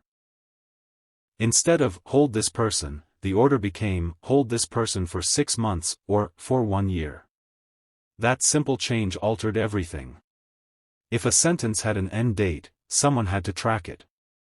Dungeons were not built for tracking. They were built for waiting. Formal prisons started to replace them. These new prisons weren't comfortable. Not at all. But they were designed with control in mind. Cells were counted. Prisoners were listed. Food schedules existed. Guards had routines. Everything was still harsh. It was just more organized. Prisons were often built above ground, or at least with more light and access. Not because authorities cared about prisoner happiness, but because oversight mattered. You can't manage a system you can't see. Dungeons hid people too well. That was once their strength. Now it was a weakness. Legal reforms also brought appeals, records, and accountability. Not much by modern standards, but enough to cause friction. If a prisoner disappeared in a dungeon, someone might eventually ask why. That question was annoying. Formal prisons reduced that problem. Everyone was counted. At least in theory. The rise of bureaucracies played a big role too. As governments expanded, decisions were less personal. More layered. A king no longer personally decided every imprisonment. Orders passed through officials, clerks, and courts. And clerks loved documentation. Dungeons didn't offer much to write down. Still, there gets boring fast. Prisons offered logs, lists, and reports. They fit the new mindset. Another factor was economics. Maintaining a dungeon prisoner for years without purpose was inefficient. Feeding someone indefinitely without knowing when they'd leave didn't make sense anymore. A sentence with a timeline was cheaper. It allowed planning. You could release someone when their punishment was complete instead of keeping them forever out of habit. That doesn't mean people stopped suffering. It just meant suffering was scheduled. The dungeon slowly became obsolete. Not removed overnight, but repurposed. Some dungeons became storage again. Others were abandoned. Some remained as temporary holding spaces but lost their central role. The idea of indefinite waiting faded. Punishment shifted toward defined outcomes. Imprisonment became a sentence, not a pause. This shift didn't come from compassion. It came from efficiency. Order replaced improvisation. And order feels calmer, even when it's still cruel. Formal prisons also allowed for separation. Different prisoners could be held differently. Debtors apart from criminals. Men apart from women. Short sentences apart from long ones. This was not about comfort. It was about management. Dungeons lumped everyone together. Prisons sorted. That sorting made systems easier to control. Public perception changed too. As legal systems became more visible, people expected rules to be followed. A punishment that felt random was harder to justify. Written sentences reassured the public. This person will be punished for this long, for this reason. Even if conditions were harsh, clarity created acceptance. The dungeon couldn't offer that clarity. It relied on mystery. And mystery became less useful. Over time, the dungeon became a symbol of the past. A relic of a less organized age. Still frightening, still powerful in memory, but no longer central to how justice worked. Some remained in use longer than others. Remote regions held on to old methods. Powerful figures still used dungeons quietly when it suited them. But the overall trend was clear. The dungeon was fading. Not because it failed. But because something more efficient replaced it. Modern systems didn't reject cruelty. They refined it. They made it legible. They made it countable. A dungeon erased people. A prison processed them. That difference matters. By the time medieval dungeons fully declined, imprisonment had become something else entirely. Not a dark unknown. But a known hardship. Still unpleasant. Still damaging. Just less mysterious. And mystery, as we've seen, was the dungeon's greatest weapon. Without it, the dungeon lost its edge. In the next chapter, we'll reflect on why this punishment worked for so long, and what it reveals about the medieval world itself. For now, remember this.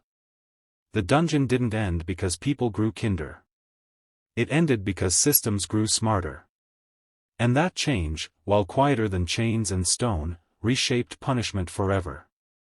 By now, one thing should be clear. The dungeon didn't work because it was brutal. It worked because it was quiet. Medieval punishment systems didn't rely on constant violence to keep people in line. Violence is loud. Messy. Hard to control. It draws attention. Fear, on the other hand, travels efficiently.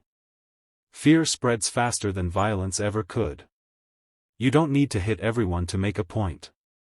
You just need people to believe that something bad could happen to them. The dungeon was perfect for that. Very few people actually saw what happened inside one. Most people never went near one. Some never even knew exactly where it was. But everyone knew it existed. And that was enough. Stories did the rest. People talked. Quietly. Carefully. In kitchens. In taverns. In fields. So-and-so went down there. He hasn't come back. She's been gone for years. That's all the detail fear needs. The system didn't show bodies. It showed absence. A person who stopped showing up to work. A neighbor whose house stayed empty. A voice that went quiet. Those gaps were more powerful than any public punishment. Bodies are visible. Absence invites imagination. And imagination is very good at filling empty space with worst-case scenarios. Darkness played a big role in this. People fear what they can't see. Always have. A public execution shows you exactly what happens. It's clear. Final. Horrible, yes, but defined. A dungeon does the opposite. It hides the outcome. Is the prisoner suffering? Are they alive? Will they ever return? No one knows.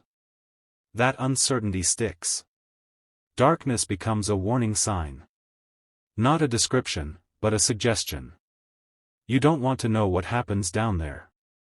That sentence, even unspoken, keeps people cautious. The dungeon didn't need to explain itself. It relied on imagination to do the work. And imagination is tireless. It works at night. It works in silence. It works without evidence. A single rumor could travel farther than any guard. That's why medieval authorities didn't need to fill dungeons. They just needed to keep them visible enough to be remembered. One person disappearing quietly could discipline a whole village. Not because everyone agreed with it, but because no one wanted to be next. Fear spread sideways. It moves through conversations remembering only the parts that matter. Not facts. Feelings. Stories passed from person to person lost accuracy but gained power. By the time they reached the edge of a town, the dungeon was no longer a room. It was a threat. And threats don't need details. Violence requires energy. Someone must strike. Someone must watch. Someone must clean up afterward. Fear requires almost nothing. Once planted, it grows on its own. The dungeon was a low-effort system. Lock the door. Say very little. Wait. People filled in the rest. This also protected those in power. If no one knew exactly what happened in the dungeon, no one could accuse anyone of specific cruelty. There were no witnesses. No evidence. Just silence. Silence shields responsibility. And responsibility is uncomfortable. The system allowed rulers to appear calm, even reasonable. Nothing dramatic was happening. No screams in the streets. No blood in public. From the outside, order was being maintained. From the inside, fear was doing the maintenance. The dungeon also worked because it felt unpredictable. If punishment follows clear rules, people test limits. If punishment feels random, people become cautious. You didn't need to know the law perfectly. You just needed to know that stepping too far in the wrong direction might make you disappear. That uncertainty shaped behavior. People avoided attention. Chose silence. Stayed small. The dungeon encouraged self-control without constant enforcement. That's efficient power. And the imagination made it stronger. Everyone imagined the dungeon differently. Some pictured pain. Others pictured endless darkness. Others imagined being forgotten entirely. Each version was tailored to the listener's own fears. Which made it personal. Public punishments are one size fits all. The dungeon let fear customize itself. That's impressive, in a deeply unsettling way. It's also why myths grew later. When people don't know what happened, they invent answers. Spikes. Chains. Torture machines. Those stories filled the silence left behind. And even though they were exaggerated, they kept the fear alive. Long after the dungeon stopped being used, its reputation remained. Because the imagination remembered it. That's the real legacy of medieval dungeons. Not broken bones, but a shared sense of unease. The knowledge that power could remove you quietly. That no explanation was owed. That waiting could last longer than resistance. The dungeon didn't need to prove itself every day. It had already proven its point. Once people believed in it, it worked automatically. And that belief lasted for centuries. This is why the dungeon was so effective. Not because it was crueler than other punishments, but because it was invisible. And invisible threats are the hardest to argue with. You can protest what you see. You can't protest what you can't reach. In the next chapter, we'll reflect on what all of this tells us about the medieval world, and why order mattered more than kindness. For now, just sit with this idea. The dungeon didn't shout. It whispered. And sometimes, a whisper travels much farther than a scream. If we step back from the stone walls and dark rooms for a moment, the dungeon starts to look like more than just a punishment. It looks like a message. The dungeon tells us a lot about how the Middle Ages worked. Not just legally, but emotionally. Socially. Practically. And the first thing it tells us is this. Order mattered more than mercy. Medieval societies were fragile. Food supplies were uncertain. Wars were common. Disease was always nearby. One bad harvest could destabilize an entire region. In that kind of world, order was survival. Anything that threatened stability was treated seriously. Not gently. Not patiently. Mercy was nice, but it was optional. Order was not. The dungeon existed because it helped keep things predictable. Or at least quiet.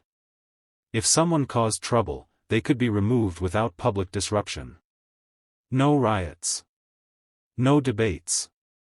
No dramatic scenes. Just absence. That absence restored balance, at least on the surface. From a medieval point of view, that made sense. Control also mattered more than care. Modern systems often talk about rehabilitation. Helping people change. Supporting them back into society. That idea didn't really exist yet. The goal wasn't to fix people. It was to manage them. If someone couldn't be managed in public, they were managed in private. Care took resources. Time. Knowledge. Control took walls and locks. And walls were easier to build than social programs. This doesn't mean medieval people were heartless. It means priorities were different. When survival is the priority, care becomes secondary. The dungeon reflects that mindset clearly. It didn't ask why someone acted the way they did. It didn't ask what they needed. It asked one thing only. How do we keep this from becoming a bigger problem? Survival shaped everything. Most people lived close to the edge. A bad season could mean hunger. A bad decision could mean death. In that environment, systems focused on keeping the majority functioning. If that meant sacrificing a few individuals, the system accepted that trade. The dungeon was one of the tools used to make that trade quietly. It wasn't personal. That's the unsettling part.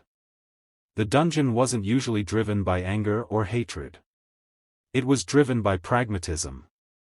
And pragmatic systems don't stop to ask if they're kind. They ask if they work. Another thing the dungeon tells us is that modern ideas of right simply didn't exist yet. People today often ask, wasn't this illegal? That question doesn't really apply. There was no universal concept of human rights. No shared agreement that every person deserved certain protections. Rights depended on status. Nobles had rights. Clergy had rights. Guild members had rights. Everyone else had expectations. And expectations could be adjusted. If you were poor, foreign, powerless, or unpopular, your protection was thin. The dungeon sat comfortably inside that reality. It didn't violate a shared moral code. It fit within one. Authority flowed downward. Obedience flowed upward. That was the structure.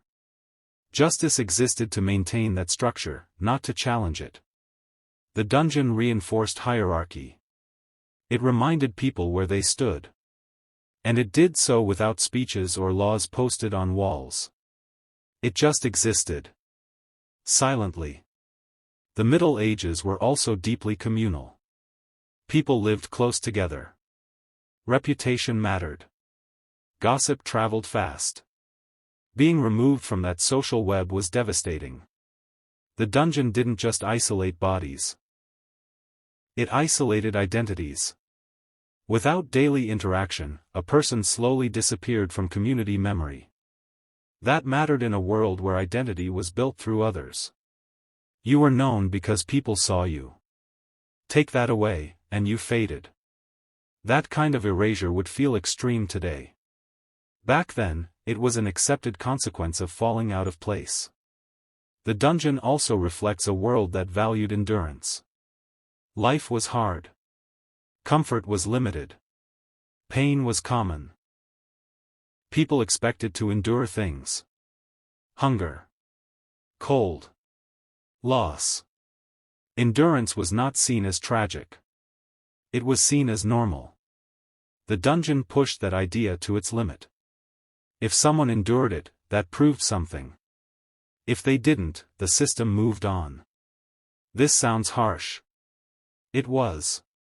But it was consistent with a world where survival required toughness. That toughness applied to systems too. Gentle systems didn't last long in violent times. Another lesson the dungeon teaches us is about time. Medieval life moved slower in some ways, faster in others. Messages took time. Decisions took time. Travel took time. Waiting was normal. The dungeon weaponized waiting. It turned a familiar experience into a punishment. That worked because people already understood patience as a necessity. The dungeon just removed the endpoint. In a modern world obsessed with speed, that kind of punishment feels unbearable. In a medieval world used to delays, it felt grim but believable. That context matters. It's also worth remembering that medieval people did not see themselves as cruel. They saw themselves as realistic. They believed they were doing what was necessary to survive. And from within that worldview, the dungeon made sense. Not morally, but structurally. This is what makes the dungeon such a powerful historical clue. It shows us how a society thinks when survival comes first. It shows us what gets sacrificed when stability is fragile. Mercy becomes optional. Care becomes conditional. Rights become negotiable. That doesn't make the Middle Ages uniquely evil. It makes them human. Just human under pressure. The dungeon wasn't an accident. It was a reflection. Of fear. Of uncertainty. Of a world trying to hold itself together with limited tools. Understanding that doesn't excuse it. But it explains it. An explanation helps us see how easily systems slide toward control when survival feels at risk. In the next chapter, we'll look at the quiet legacy of the dungeon. What remains after the doors close and the stories fade. For now, just sit with the bigger picture. The dungeon wasn't just a place underground. It was a mirror. And what it reflects is a world where order came first, care came second, and survival shaped everything in between. Today, the dungeon is quiet in a different way. Not the enforced silence of locked doors and waiting bodies. A calmer silence. A settled one. Most medieval dungeons are ruins now. Open to the air. Open to the light. Open to people wearing comfortable shoes and holding cameras. Tourists walk down stone steps that once made people nervous. They pause. They look around. They read signs. Some take photos. Some lean against walls without thinking much about it. And that's not wrong. Time changes how places feel. An empty cell does not threaten anyone anymore. It just sits there. Patient. Cool. Slightly damp. The iron rings are still in the walls. The grooves in the stone are still there. But no one is attached to them. The danger is gone. The memory is optional. Visitors walk through these spaces in minutes. Maybe 10. Maybe 20. They imagine what it might have been like, then they move on. Gift shops wait upstairs. Coffee waits outside. Life continues. The cells are empty now. No breathing. No coughing. No waiting. Just space.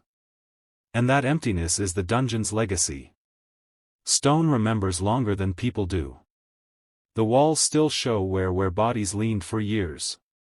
Floors dip slightly where weight pressed down again and again. Stone holds those details without comment. It doesn't explain them. It doesn't judge them. It just keeps them. People forget faster. Names fade. Stories shrink.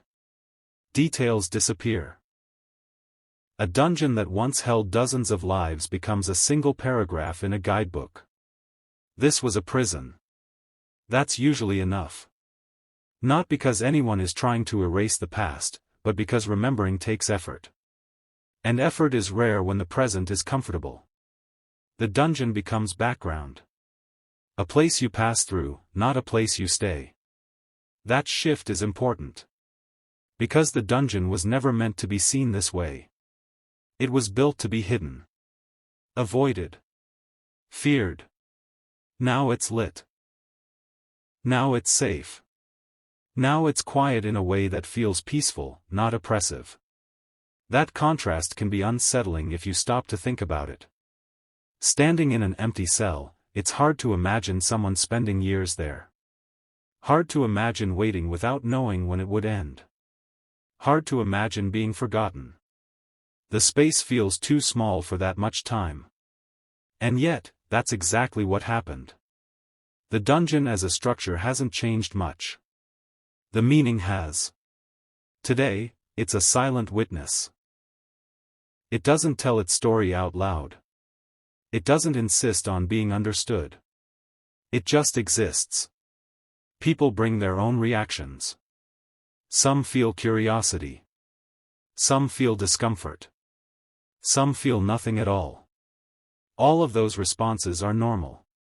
History doesn't demand a specific emotion. It just asks to be noticed. There's a small irony here.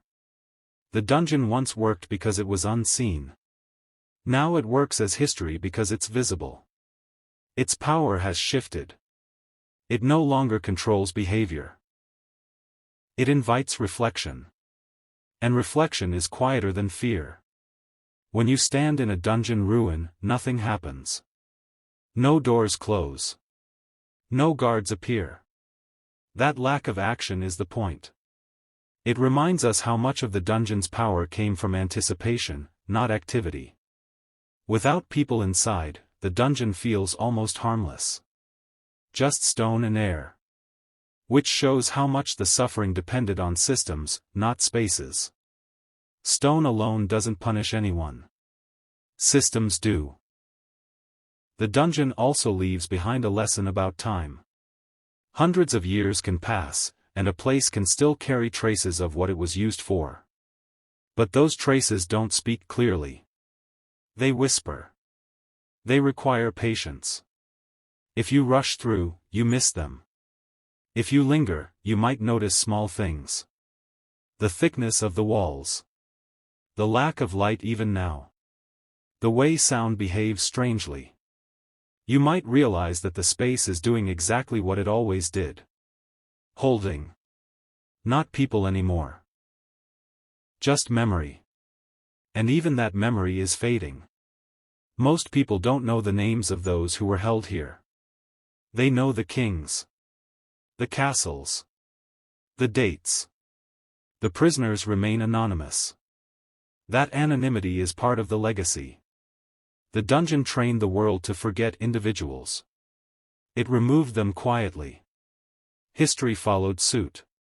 What remains is a general sense of unease. A feeling that something important happened here, even if we can't say exactly what. That feeling matters. It keeps the dungeon from becoming just another room. It reminds us that places don't need to be loud to matter. They just need to last. The dungeon never argued for its importance. It didn't need to. It survived long enough to be remembered without speaking. That's a strange kind of success. And maybe that's the most fitting ending. The dungeon as a silent witness. Not accusing. Not excusing. Just present.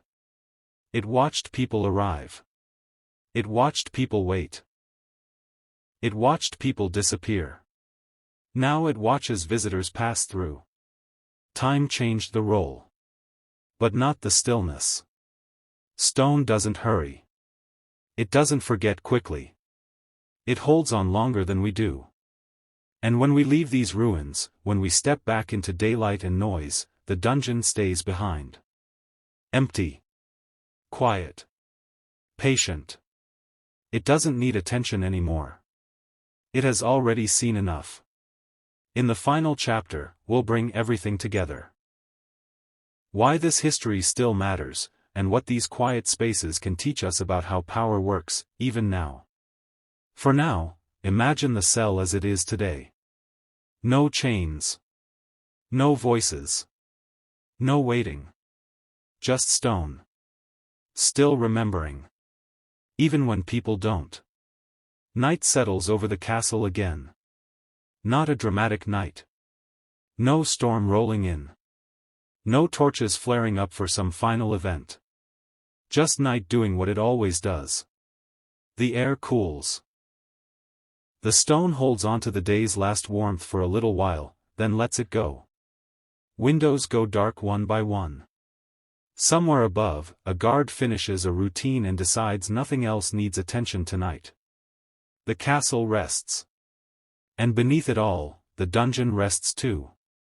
No footsteps on the stairs. No keys moving. No doors opening. Nothing happens. That's how it ends. There are no screams. No last-minute rescues. No final twist. Just stone, silence, and time continuing forward at its own slow pace. The dungeon is exactly where it has always been. Closed. Quiet. Patient. If you were standing above it now, you wouldn't know much was different from any other night centuries ago. The same stars overhead. The same cool air. The same sense that everything important is already finished for the day. The dungeon doesn't announce itself. It never did. It simply remains. And in that stillness, it becomes easier to understand what this place really was. Not a stage for horror. Not a machine of constant pain. Just a space where people waited. Where time stretched. Where the world moved on without them. That's not exciting. But it is heavy. And heaviness doesn't need action to be felt. Somewhere, long ago, someone lay against these walls and tried to sleep. Tried to ignore the cold. Tried to make the hours pass faster by thinking of anything else. They are gone now. Their name is gone too. No marker remains to tell you who they were, or why they were here. And yet, the space remembers. Stone doesn't forget easily. It doesn't remember details. It doesn't replay stories. But it holds impressions. Pressure. Stillness. Waiting. Those things sink in over time. The dungeon never asked for attention. It never demanded to be remembered. It was built to be forgotten. That's part of its design. And now, ironically, that's what makes it interesting. Because when we slow down enough to notice it, the dungeon tells its story without words. It tells it through absence. Through silence. Through the fact that nothing is happening now. There's something calming about that, in a strange way. The danger is gone. The doors are closed, but they don't hold anyone anymore. The waiting has ended. Time moved forward. And that matters. We don't need to imagine suffering to understand what this place meant. We don't need details. We don't need scenes. All we need is the quiet. The quiet reminds us that most of history didn't happen in loud moments. It happened in long stretches of nothing. People lived. People waited. People disappeared. And then the world adjusted. The dungeon was part of that adjustment. Tonight, though, it's just a room. A dark one, maybe. A cool one. But empty. The castle above sleeps. The town beyond it sleeps too. Modern lights glow softly in the distance. Roads hum faintly. Somewhere, someone is still awake, scrolling, listening, drifting. And you're here. Listening. Letting this long story settle. There's no lesson being pushed now. No warning. Just a gentle acknowledgement that many lives passed through places like this, quietly, without ceremony. They didn't leave grand stories behind. They left gaps. And those gaps are easy to overlook. But they mattered. They mattered because they remind us that systems shape lives in ways that aren't always visible. They mattered because they show how silence can be used, and how silence can linger. And they mattered because remembering them, even softly, gives them a kind of presence again. Not loud. Not dramatic. Just noticed. The dungeon doesn't ask for judgment. It doesn't ask for sympathy. It just sits there, having done its work long ago. The door stays shut. Not to trap anyone. But because there's no need to open it anymore. Time took care of the rest. So now, as night settles fully, there's nothing left to do here. No action coming. No surprise waiting. Just the slow, steady passing of hours. The kind that makes eyes heavy. The kind that smooths sharp thoughts. The kind that lets the mind rest. If this story fades as you drift off, that's okay. The dungeon is used to fading. It spent centuries being ignored. A few more moments of quiet won't bother it at all. Let the stone stay stone. Let the silence stay silence. Let time keep moving, the way it always has. And as you rest, remember this softly, without weight. Many were forgotten. But not entirely. Not tonight. Tonight, the door stays shut. And everything is calm. Sleep well.